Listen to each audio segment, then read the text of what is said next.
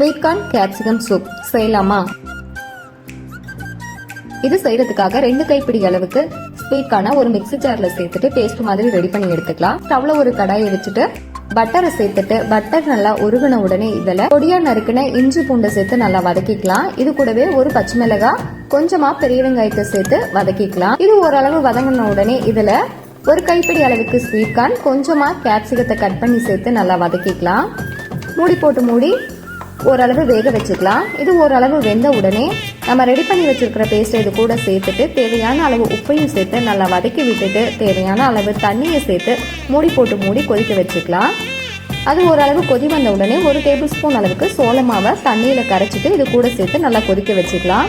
Soup நல்லா கொதி வந்து ரெடியான உடனே 1 ஸ்பூன் அளவுக்கு மிளகுத்தூளை சேர்த்து நல்லா கலந்து விட்டுக்கலாம்.